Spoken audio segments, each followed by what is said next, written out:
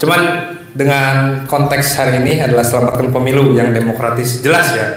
Tadi udah disampaikan oleh abang-abang di depan bahwa hari ini kondisinya memang sudah sangat-sangat genting. Saya di mana-mana selalu menyampaikan bahwa hari ini kondisi demokrasi kita sudah berada di titik nadir, mungkin bahkan lebih bawah dari nadir.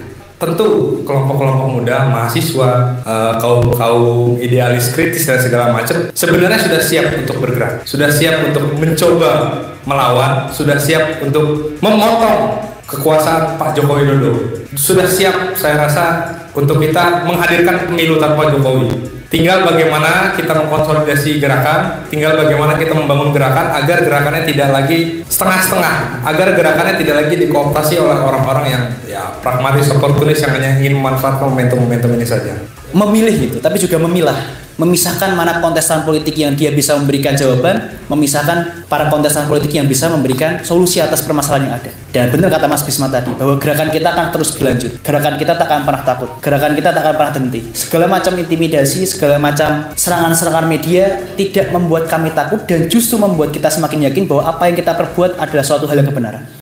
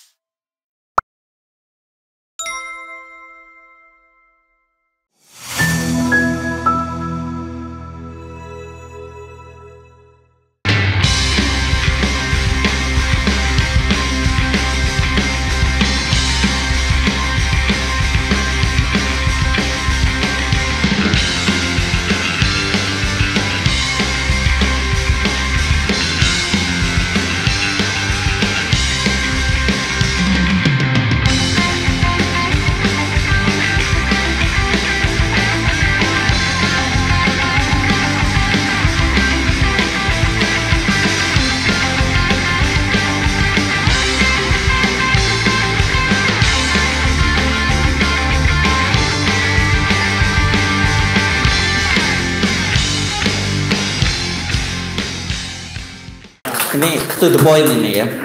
Tadi saya diminta banyak kalangan supaya kita pengen dengar dari tadi yang bicara senior-senior semua. Kita minta dengar dulu anak muda-muda dulu ya. Kita dengar ya. Gibran lagi telepon ya. Bisma dulu kalau gitu ya. Bisma, silakan Bisma ini dari ITB ya. Silakan maju aja ke depan sini Bisma. Ya. Ini kaosnya kelihatan. Awas copet uang negara. Ngomongin apa nih Pak? Ngomongin soal pemilu yang curang ya. Kemarin gerakan mahasiswa yang 899 kampus kemarin tuh ya. Oh ya, itu nanti Gibran yang ngomong tentang itu. Oke, ada yang ngomong yang lain deh ya. Oke, nah, makasih Bang Hersu dan Bang Ubed dan kawan-kawan, abang-abang yang lain. Salam kenal, saya Bisma, mahasiswa Institut Teknologi Bandung.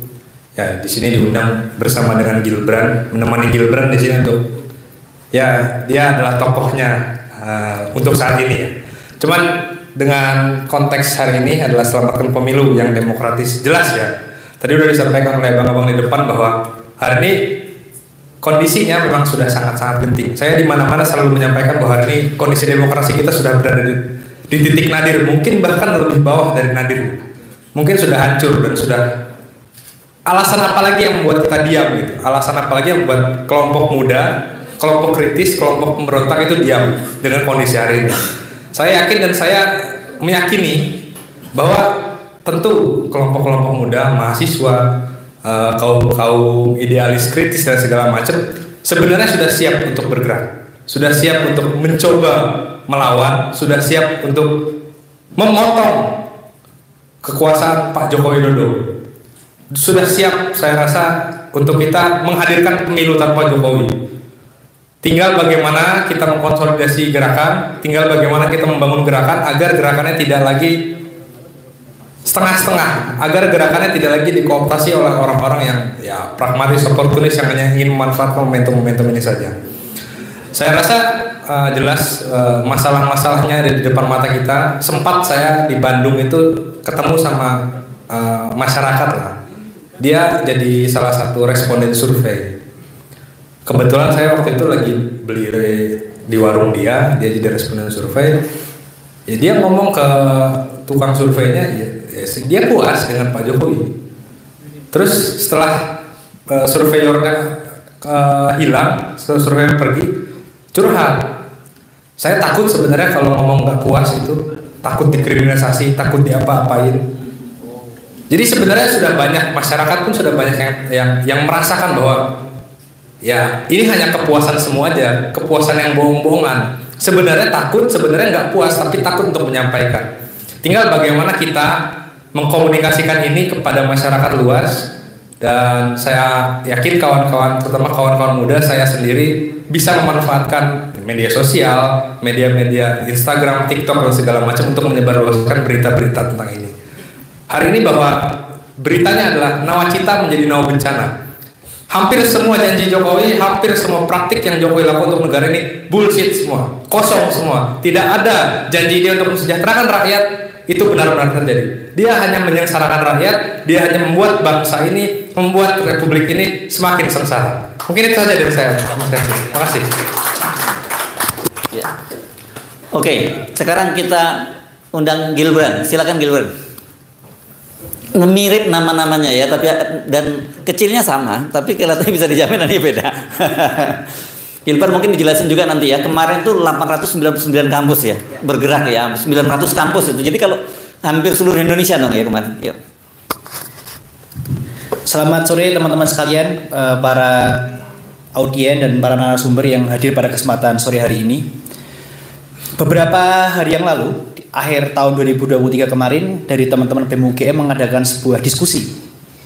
Diskusi yang coba mengulik lebih jauh peran seorang alumni yang mencoba untuk mengokohkan politik dinasti di Indonesia.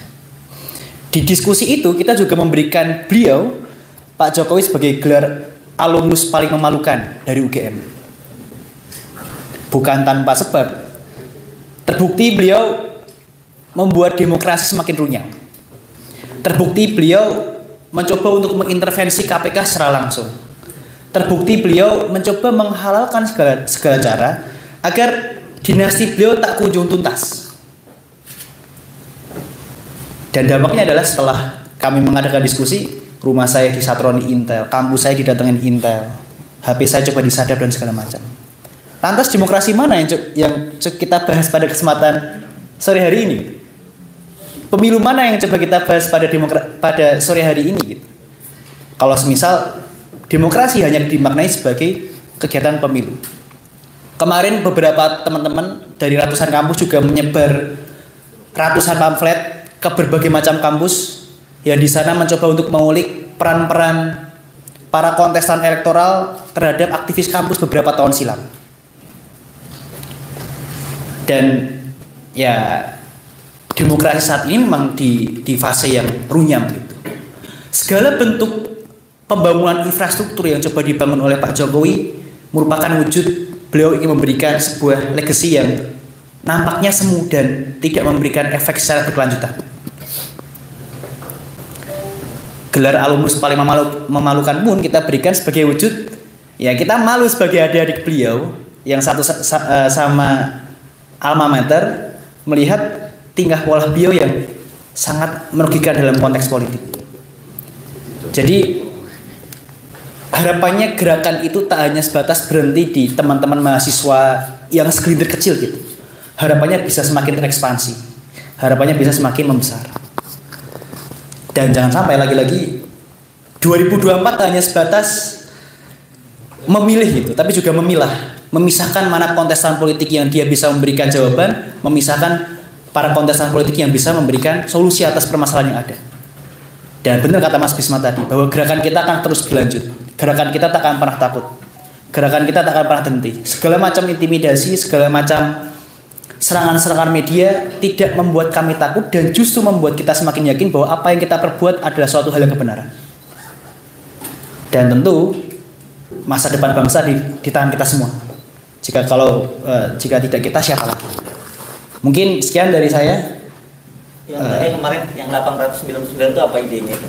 Kampus itu yang di kampus kemarin yang menyebarkan pamflet di kampus ya tolak politik dinasti. Ya dalam pamflet itu tertulis berbagai macam hal seperti misal ya intimidasi terhadap para penolak dinasti, kemudian juga di sana kita terangkan secara lebih masif, terangkan secara komprehensif peran salah satu paslon dalam konteks pembungkaman hak sipil.